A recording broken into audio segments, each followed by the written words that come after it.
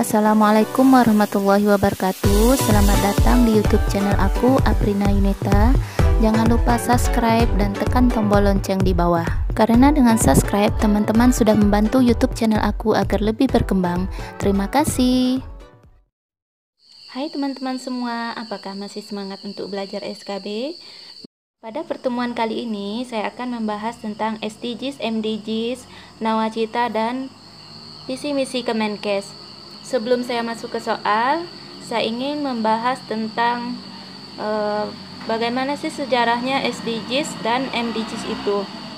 Jadi teman-teman, MDGs itu berlaku dari tahun 2000 sampai dengan 2015, sedangkan SDGs dari tahun 2016 hingga tahun 2030. Kita bahas sedikit ya teman-teman, perbedaan dari SDGs dan MDGs itu apa? Kita bahas sedikit.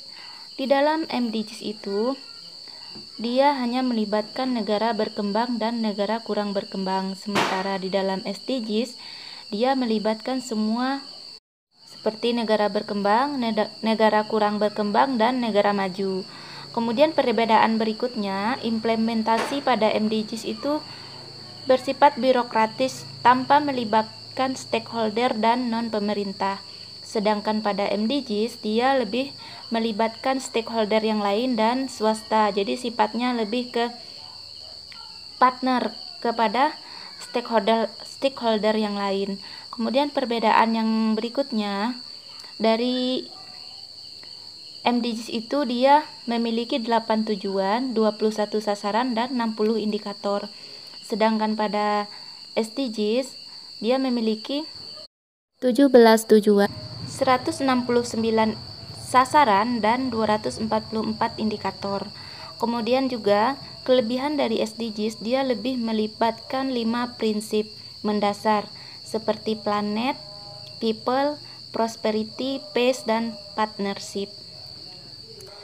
SDGs disebut dengan tujuan pembangunan berkelanjutan, dibentuk pada saat sidang PBB ke-70 bulan September 2015 di New York, Amerika Serikat. Selanjutnya kita bahas tentang nawacita. Nawacita itu adalah 9 program prioritas pada pemerintahan Jokowi Yusuf Kala. Jadi, apakah nawacita ini juga nanti akan keluar? Sebaiknya kita pelajari aja semuanya. Mencari materi tentang apakah pemerintahan Jokowi Maruf Amin masih menggunakan nawacita. Di sini juga sedangkan di sini dapat kita lihat visi misi Jokowi Maruf Amin untuk Indonesia tahun 2019-2024, yaitu ada 5 program utama yang ingin ia kembangkan, seperti pembangunan infrastruktur, pembangunan SDM, mengundang investasi, mereformasi birokrasi, dan menjamin penggunaan APBN yang fokus dan tepat sasaran. Nah, ini ada perbedaan. Sementara saya temui lagi di dalam Renstra Kemenkes itu berbeda lagi teman-teman. Kita lihat di sini visi pemerintah tahun 2020-2024. Visinya terwujudnya Indonesia maju yang berdaulat, mandiri, dan berkepribadian berlandaskan gotong royong. Sementara misi pemerintah ada 9 juga. Yang pertama yaitu meningkatkan kualitas manusia Indonesia, penguatan struktur ekonomi yang produktif, mandiri, dan berdaya saing, pembangunan yang merata dan berkeadilan, mencapai lingkungan hidup yang berkelanjutan, memajukan budaya yang mencerminkan kepribadian bangsa, menegakkan sistem hukum yang bebas korupsi, bermartabat, dan terpercaya, perlindungan bagi segenap bangsa, dan memberikan rasa aman dan pada seluruh warga, pengelolaan pemerintah yang bersih, efektif, terpercaya, sinergi pemerintah daerah, dan dalam kerangka negara kesatuan. Nah, jadi ada beberapa sumber saya temukan di sini ada sedikit perbedaan, tetapi dari info atau pernyataan dari Bapak Menteri, dia sama-sama memfokuskan untuk pembangunan kualitas manusia Indonesia. Jadi yang lebih ditekankan pada pemerintahan Jokowi Ma'ruf Amin yaitu pembangunan sumber daya manusia atau SDM. Di sini dapat kita lihat pada program pemerintah lebih serius dalam penanganan stunting, karena kita tahu bahwa stunting itu bisa mempengaruhi sumber daya manusia itu sendiri pada saat dia setelah dewasa. Selanjutnya kita bahas tentang visi misi Kemenkes. Di sini saya juga menemukan dua perbedaan dari visi misi Kemenkes. Yang pertama kita lihat dari Renstra Kemenkes 2020-2024. Di sini dijelaskan bahwa visi Kemenkes merupakan terwujudnya masyarakat sehat, produktif, mandiri, dan berkeadilan untuk menuju Indonesia maju yang berdaulat, mandiri, dan berkepribadian berlandaskan gotong royong. Sementara saya buka di profil Kemenkes sendiri. Di situ dijelaskan bahwa visi dari Kementerian Kesehatan merupakan masyarakat sehat yang mandiri dan berkeadilan. Kemudian juga dapat kita lihat di sini misinya juga terdapat beberapa perbedaan, tetapi tujuannya sama. Kemudian ada keterkaitan antara SDGs, nawacita, dan visi misi Kemenkes, dapat kita lihat pada bagian berikut ini. Jadi pemerintah secara umum, secara global, membentuk kesepakatan yang harus dilakukan oleh semua negara termasuk Indonesia, yaitu dalam bentuk SDGs. Kemudian dari kesepakatan tersebut, pemerintah membentuk tujuan yang harus dicapai berdasarkan dengan kebutuhan dari masyarakat Indonesia. Kemudian selanjutnya Kementerian Kesehatan juga membentuk tujuan atau misi yang ingin dicapai berdasarkan dari nawacita dari Presiden. Jadi ada keterkaitan antara SDGs, nawacita, dan visi misi Kemenkes itu sendiri. Setelah literatur yang saya dapatkan, mungkin teman-teman ada yang mendapatkan informasi yang lebih banyak atau informasi lain terkait dengan SDGs, nawacita, dan visi misi Kemenkes, komen di bawah ya. Karena kita di sini sifatnya diskusi dan sama-sama belajar. Saya di sini membuat channel bukan berarti saya lebih pintar dari teman-teman. Oke. Baiklah, setelah panjang lebar saya jelaskan, kita lanjut saja ke soal. Soal yang pertama. Dalam mencapai derajat kesehatan sesuai yang diamanatkan dalam Undang-Undang 1945, Kementerian Kesehatan menyusun misi yang ingin dicapai, yaitu A. Masyarakat sehat yang mandiri dan berkeadilan. B. Meningkatkan derajat kesehatan masyarakat melalui pemberdayaan masyarakat, termasuk swasta dan masyarakat madani. C. Melindungi kesehatan masyarakat dengan menjamin ketersediaan upaya kesehatan yang paripurna, merata, bermutu, dan berkeadilan. D. Menjamin ketersediaan dan pemerataan sumber daya kesehatan. E. Menciptakan tata kelola pemerintahan yang baik. Jawabannya apa kira-kira teman-teman dari dua pembahasan yang kita bahas tadi? Ya, jawabannya adalah A. Masyarakat sehat, mandiri, dan berkeadilan. Jadi jika teman-teman menemui soal yang mengarah pada visi misi Kemenkes berdasarkan profil tadi, di sini tidak dijelaskan untuk masyarakat, ada kata-kata gotong royongnya. Di sini hanya masyarakat sehat, mandiri, dan berkeadilan. Kita lanjut ke soal yang kedua.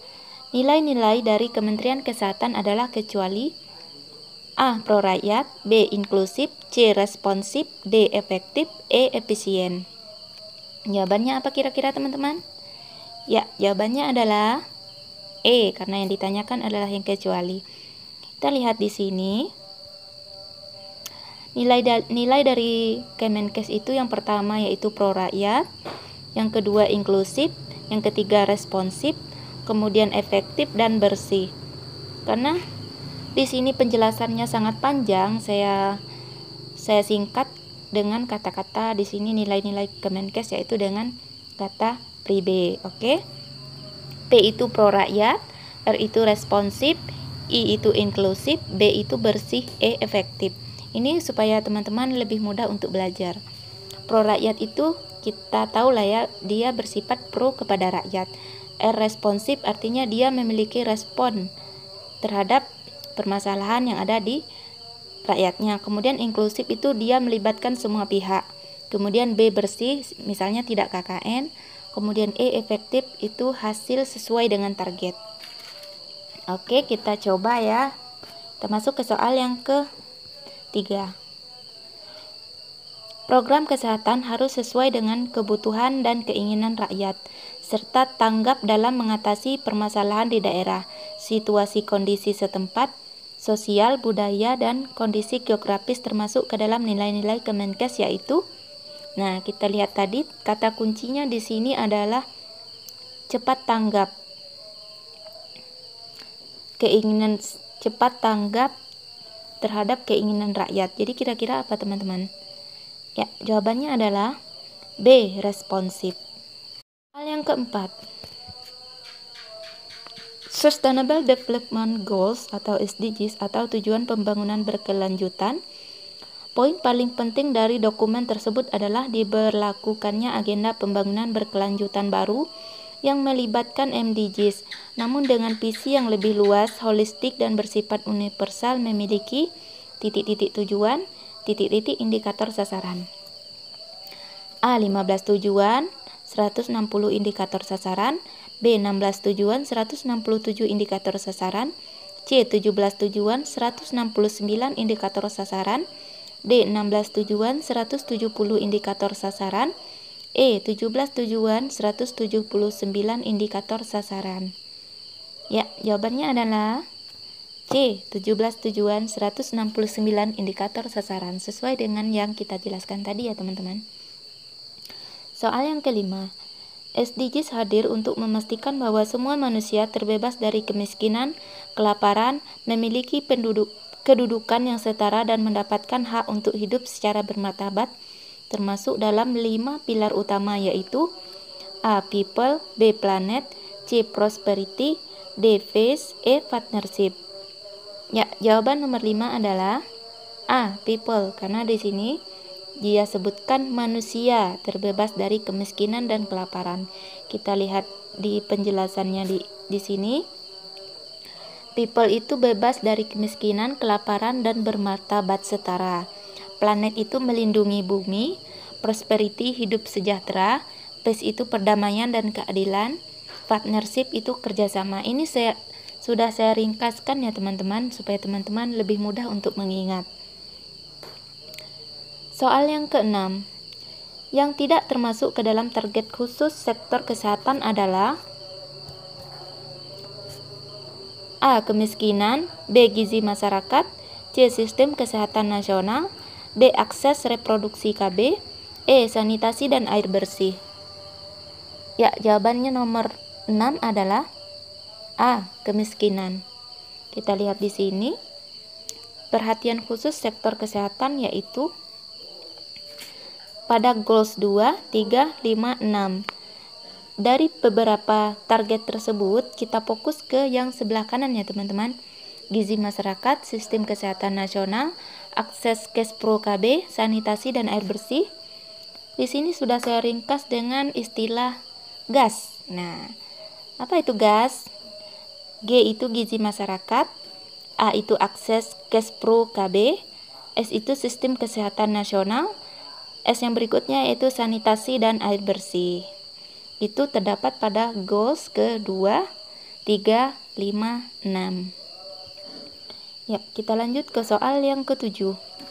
Mengakhiri kelaparan, mencapai ketahanan pangan dan meningkatkan gizi serta mendorong pertanian yang berkelanjutan termasuk ke dalam goals keberapa? A.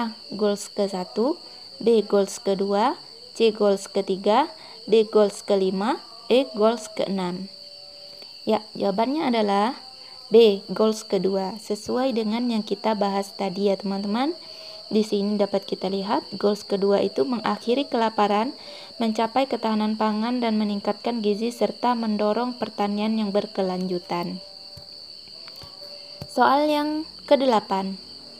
Presiden Joko Widodo dan Wakil Presiden terpilih Ma'ruf Amin menyampaikan visi pembangunan untuk 5 tahun ke depan yaitu kecuali A. Pembangunan infrastruktur, B. Pembangunan berkelanjutan, C.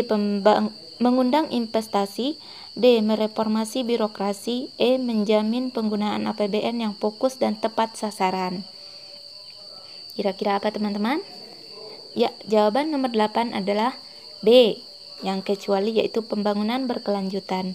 Kita lihat di sini visi Jokowi Maruf Amin untuk Indonesia 2019-2024 berdasarkan referensi yang ini ya teman-teman. Karena tadi sudah kita bahas, ada beberapa referensi tentang visi misi pemerintahan Jokowi Maruf Amin. Yang ada juga yang mengatakan masih menggunakan nawacita atau 9 tujuan prioritas, ada juga yang menggunakan 5 visi misi 2019-2024 ini. Baiklah, kita bahas yang ini. Yang pertama yaitu pembangunan infrastruktur, yang kedua pembangunan SDM, yang ketiga mengundang investasi, yang keempat mereformasi birokrasi, yang kelima menjamin penggunaan APBN yang fokus dan tepat sasaran. Ya, mungkin cuman itu yang dapat saya sampaikan kepada teman-teman. Mohon maaf jikalau saya telat atau jarang untuk upload video karena beberapa hari ini anak saya sedang sakit. Jadi dalam kualitas video ini juga sedikit bermasalah karena saya merekam pada jam 8 malam. Mungkin ada sedikit kebisingan, mudah-mudahan tidak mengurangi dari video ini. Baiklah teman-teman, jikalau teman-teman suka silahkan like video ini. Kemudian mohon bantu untuk subscribe supaya saya lebih semangat untuk bikin konten-konten yang menarik lainnya. Dan jikalau teman-teman merasa video ini bermanfaat, silahkan teman-teman share kepada teman-teman yang lain agar banyak orang lain yang mendapatkan manfaat dari video ini. Terima kasih sudah menonton. Assalamualaikum warahmatullahi wabarakatuh.